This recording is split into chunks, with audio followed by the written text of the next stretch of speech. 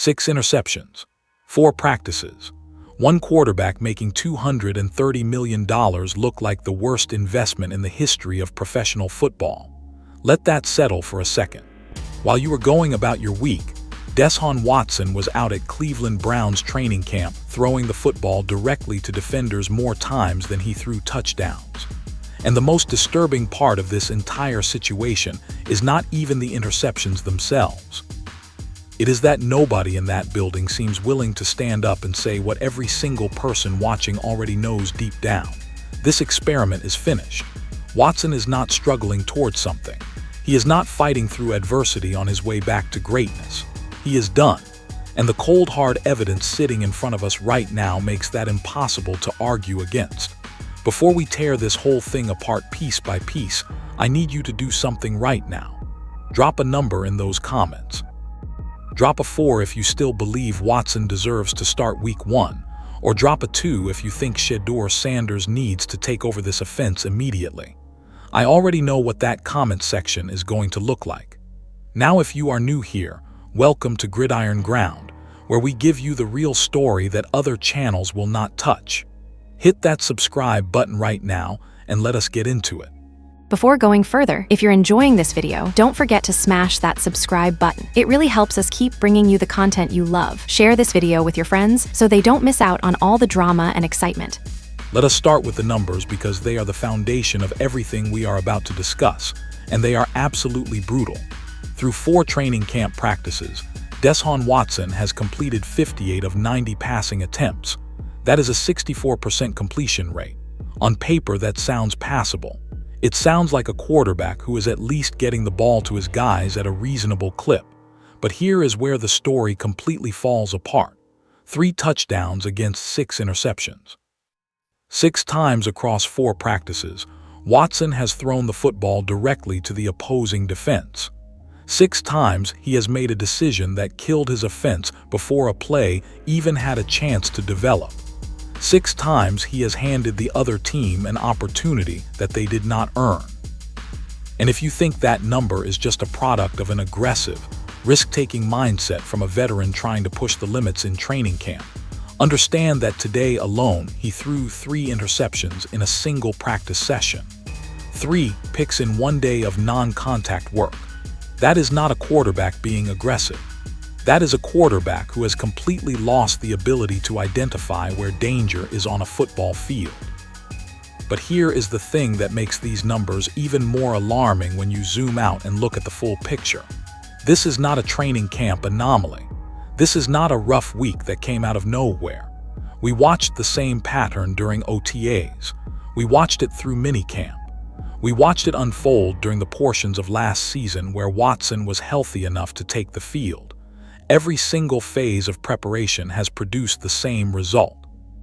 Watson comes out, makes 1 or 2 throws that end up clipped and posted on social media, and then proceeds to make multiple decisions that would get a backup quarterback cut before the end of the week. The highlight reel culture of modern football has been doing Watson an enormous favor.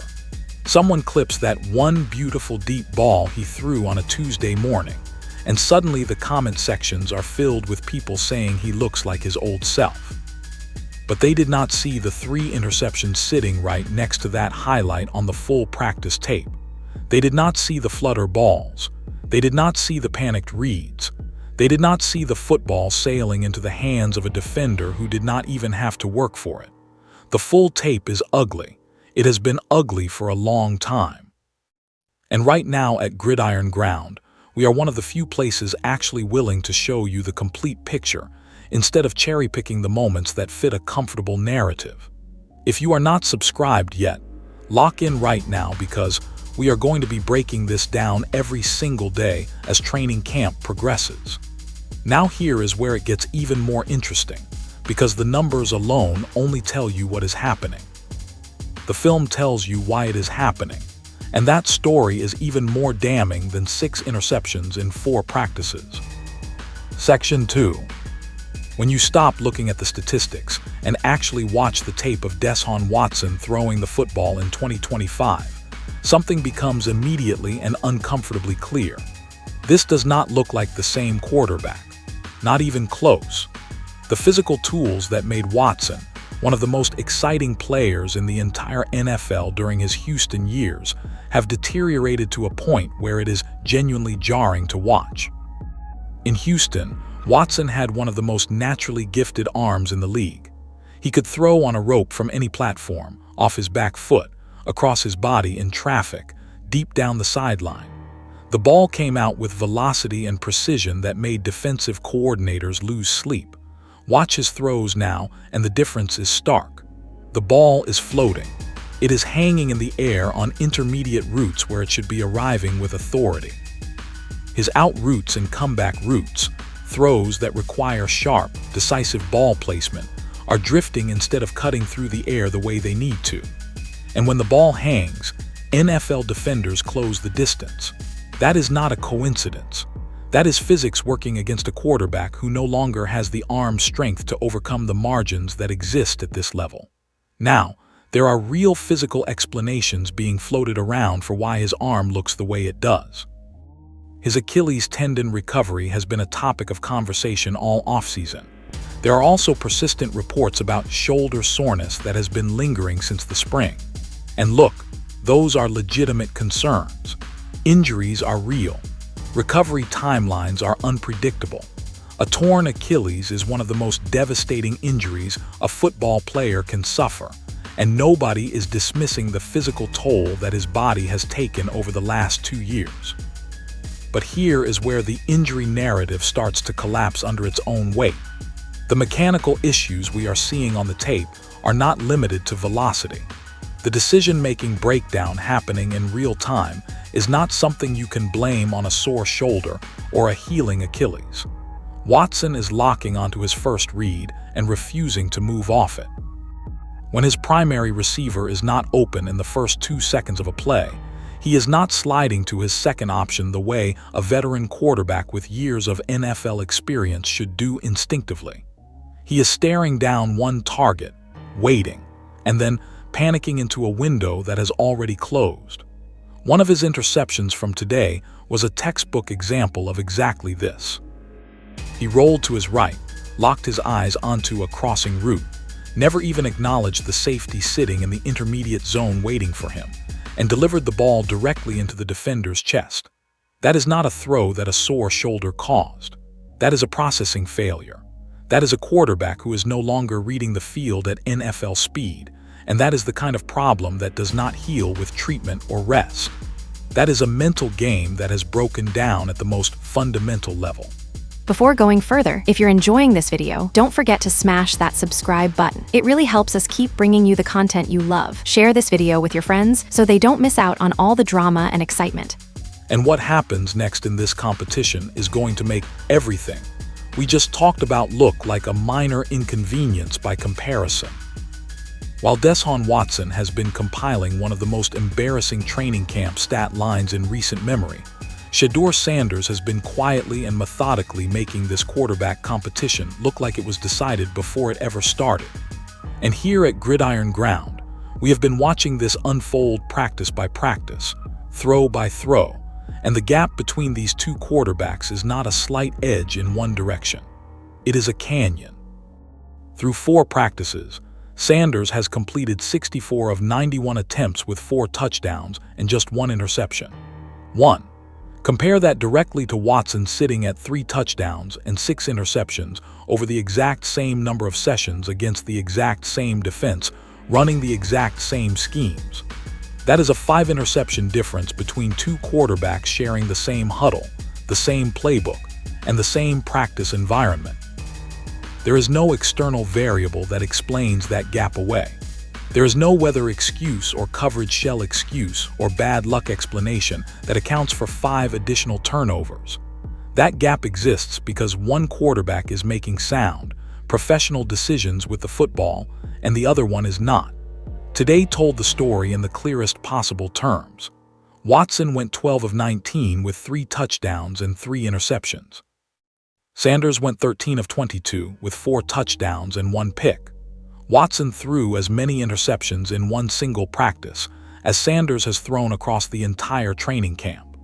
A rookie quarterback in his very first NFL training camp is displaying more composure, better decision-making, and superior ball security than a player who has been in this league since 2017.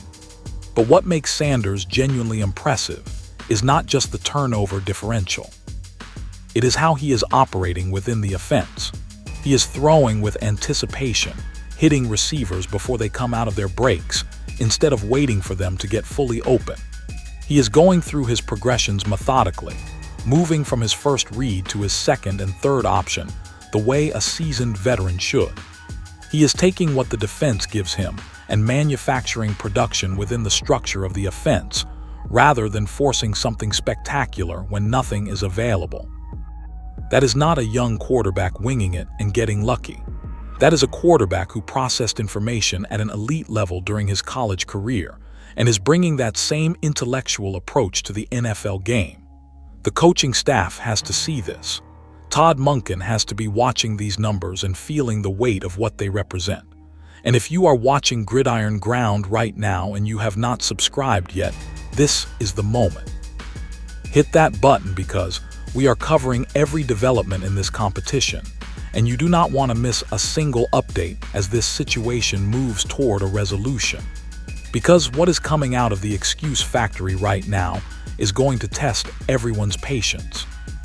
Every single day that Deshaun Watson throws interceptions in training camp, a new explanation arrives within hours to soften the blow. The excuse machine surrounding this quarterback has been running at full capacity since the moment he first struggled in Cleveland, and it shows absolutely no signs of slowing down.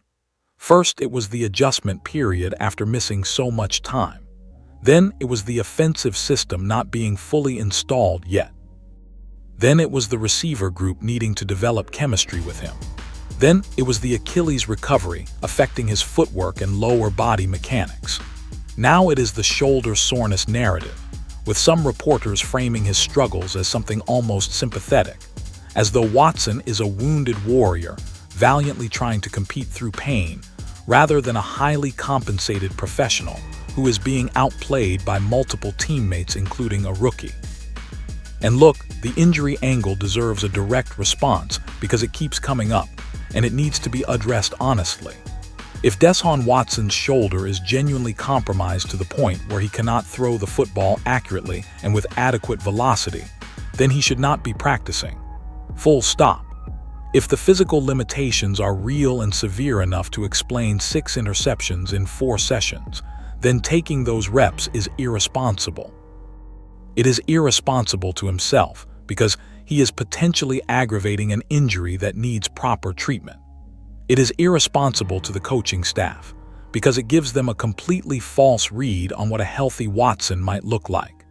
And most importantly, it is irresponsible to the younger quarterbacks on this roster who are competing for their professional futures, while a physically compromised veteran absorbs the first-team reps they have earned with their performance. The weekend at Bernie's framing that has been circulating in some corners of the Cleveland media sphere is particularly telling. That reference, for anyone who does not know, describes a situation where someone is being propped up and moved around despite having nothing left inside. And the fact that reporters who cover this team daily are reaching for that kind of language to describe their starting quarterback tells you everything about how people inside that building actually feel about what they are seeing. The excuses are not protecting Watson at this point. They are actually making the situation look worse because they imply that the people around him know exactly how bad it is and are choosing to paper over it rather than confront the reality. But the reality cannot stay buried much longer because the young quarterbacks on this roster are not waiting around while the excuse machine runs its cycle. The depth of the quarterback room Cleveland has assembled in 2025 makes Watson's continued hold on the starting job even harder to justify with every single practice that passes, because it is not just Shedeur Sanders who is making Watson look obsolete. It is the entire quarterback group, from the second round all the way down to the 6th, and every one of them is raising serious questions about why the veteran is still at the top of the depth chart. Dillon Gabriel, The third-round pick Cleveland selected as a developmental option, has gone 13 of 46 through training camp with 3 touchdowns and 3 interceptions. Now those numbers are not going to win any awards. That is not a stat line that screams franchise quarterback, but context matters enormously here. Before going further, if you're enjoying this video, don't forget to smash that subscribe button. It really helps us keep bringing you the content you love. Share this video with your friends so they don't miss out on all the drama and excitement. Gabriel is a young player still learning how the NFL game is played. He is adjusting to the speed of professional football, absorbing a new playbook, and figuring out the tendencies of NFL defensive backs for the first time in his career. He is doing all of that and still matching Watson's touchdown-to-interception ratio while taking fewer attempts. A developing player in the early stages of his professional education is keeping pace with a veteran who has been in the league for nearly a decade. That is not a compliment to Watson. That is an indictment. But the number that should genuinely shock everyone following this team is Talon Green's line, a 6th-round pick. A player so far down the draft board that most fans barely noticed when his name was called. Through 4 practices, Green has completed 14 of 17 attempts with 0 interceptions. 0. Not 1. Not 2. Not 6. 0. A 6th-round rookie who was barely drafted is taking better care of the football than the highest-paid player on the entire roster. When that becomes the reality of your training camp, something has gone fundamentally and catastrophically wrong at the quarterback position. The young guns in this room are not just competing. They are winning this competition on the merits every single day. Gabriel is developing. Green is protecting the football. Sanders is playing at a level that would earn him a starting job on multiple NFL rosters right now. The only player in that group who is actively hurting himself with his performance is Watson. And what that means for the regular season is something we all need to think about very seriously, because the schedule is not going to get any easier than training camp. Picture this: it is week 1. The Cleveland Browns are traveling to Raymond James Stadium in Tampa, Florida. It is September, which means the heat index on that field is going to be suffocating. The sun is relentless. The humidity wraps around you like a blanket you cannot take off. And waiting on the other sideline is Baker Mayfield. Let that marinate for a second. Baker Mayfield, the quarterback Cleveland discarded, the guy this organization moved on from in a way that left a mark. Baker found a home in Tampa. He found a system that fits him, a coaching staff that believes in him, and he has turned himself into one of the most efficient and composed quarterbacks in the NFC. He has never forgotten what Cleveland did, and he has never needed to say it out loud because the scoreboard has been saying it for him. Now put Deshaun Watson on the opposite sideline. A quarterback who is throwing 6 interceptions in 4 practices of non-contact work with no live pass rush and no 300-pound defensive lineman bearing down on him. Think about what happens when those elements are introduced. Think about what happens when Watson drops back in that Florida heat and the Buccaneers send pressure from multiple directions. Think about what happens when the pocket collapses in under 2 seconds and he has to make a decision with a defender in his face. We have already seen what happens when Watson faces complexity without pressure in training camp. The result is 6 interceptions in 4 practices. Add real NFL athletes, a hostile crowd, a revenge-motivated opponent in September heat, and the projection becomes genuinely alarming. The Buccaneers' defense is not a soft unit. They have real coverage players in the secondary who are going to challenge every single throw Watson attempts to make downfield. His lack of arm velocity is going to be exposed the moment he tries to attack the intermediate to deep part of the field against professional cornerbacks playing with genuine technique and urgency. And Baker, meanwhile, is going to be operating with confidence and precision, because that is what he does now. That is what happens when a quarterback lands in the right situation and is actually given the tools to succeed. The contrast between what Tampa is going to put on the field at quarterback and what Cleveland is considering putting out there is not close. It is not even a competition. If Todd Monken sends Watson out there for that opener, the Browns are not just risking a Week 1 loss. They are potentially setting the tone for an entire season built on false hope and willful blindness. And the organization's track record of making the comfortable decision over the correct one does not inspire confidence that they will get this one right.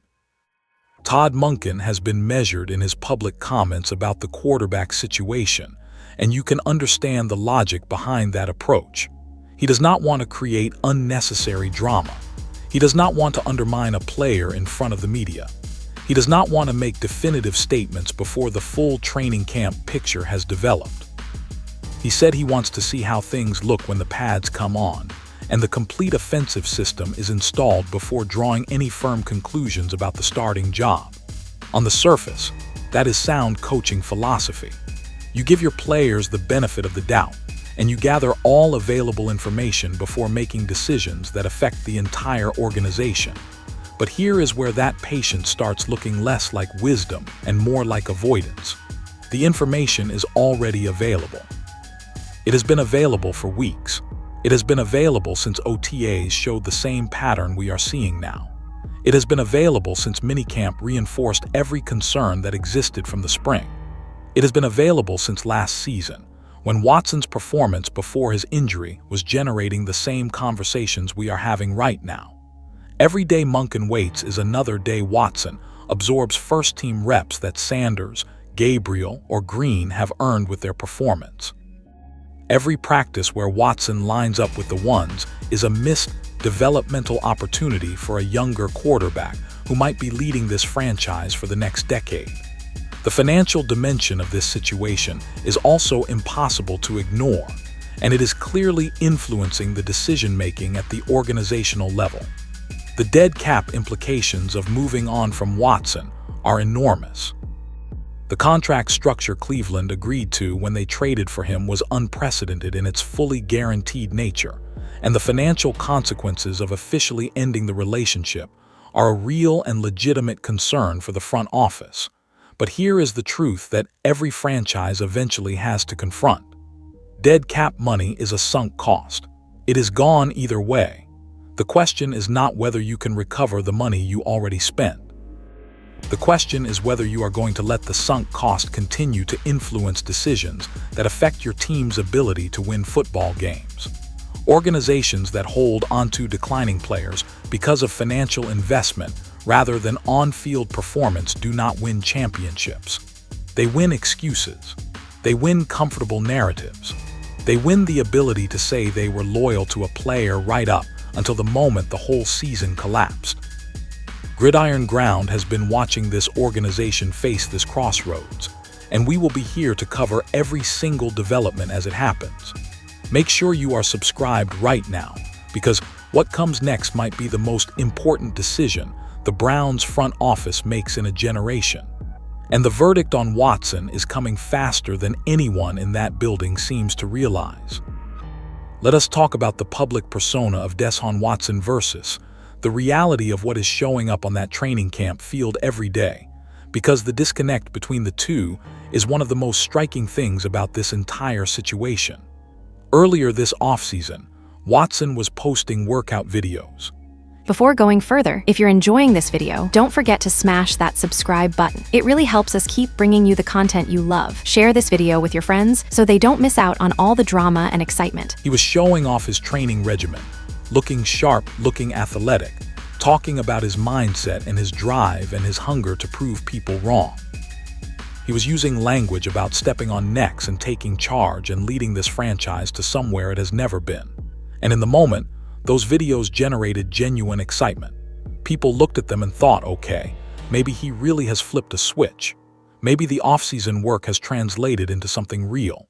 Maybe this is finally the version of Watson that Cleveland paid for. Then training camp started, and 6 interceptions in 4 practices does not look like stepping on necks. It looks like a man who is aware that the highlight clips of his workout sessions are more convincing than his actual practice tape, and he is betting that the gap between the two stays hidden for as long as possible. That is not leadership. That is performance art. Real leadership shows up in the numbers. Real leadership shows up in the way your team responds to you on the field. Real leadership shows up when a young quarterback who has been drafted to compete with you is outplaying you at every measurable level, and you respond by raising your game rather than floating another workout video. The young quarterbacks on this roster are not making videos about stepping on necks. They are going out to practice every single day and actually doing it. Sanders is doing it with a 1-interception line across 4 practices. Green is doing it with 14 of 17 and 0 picks. Gabriel is doing it while still developing as a professional. The veteran who talked the loudest coming into camp has backed it up the least. And at 30 years old, with a reconstructed Achilles, a questionable shoulder, diminished arm velocity, and a decision-making process that has broken down at the most fundamental level, the realistic path back to the quarterback Watson was in Houston is not a path that exists anymore. The time, the opportunity, and frankly, the physical capability required to find that version of himself again are simply not there. The most honest and courageous thing Watson could do right now, for himself, for his teammates, and for a fan base that has invested so much emotional energy into his story, is to step back and let this team move forward with the players who have shown they are ready to lead it. Because every additional practice he takes, every additional interception he throws, every additional day this roster waits for him to rediscover something that may no longer exist inside him, is another day stolen from a future that actually has a chance to be special. Here is where everything lands.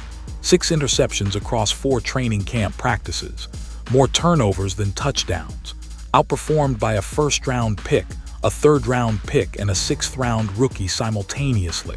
Flutter balls hanging in the air, forced throws into closed windows, decision-making operating at a speed that no longer matches the NFL. This is not a rough stretch. This is not a transitional moment. This is the complete picture of a quarterback whose time at this level has come to an end. And the Cleveland Browns face a decision that is going to define this franchise for years. Give the keys to Shedeur Sanders and let the next era begin, or stay loyal to a sinking investment and watch an entire season disappear before it ever had a chance to mean something. The answer seems obvious when you look at the evidence honestly. It seems obvious when you look at what Sanders is doing on that same field against that same defense every single day. It seems obvious when a 6th-round rookie has more ball security than the guy making $230 million. The future is standing right there on that practice field, proving it belongs. The only remaining question is whether the organization has the courage to embrace it. Drop your prediction for the Week 1 starter in those comments right now. Share this video with every Browns fan in your life because this conversation is overdue. And if Gridiron Ground is giving you the truth you have been looking for, subscribe right now because we are not done covering this. Not even close. We will see you on the next one.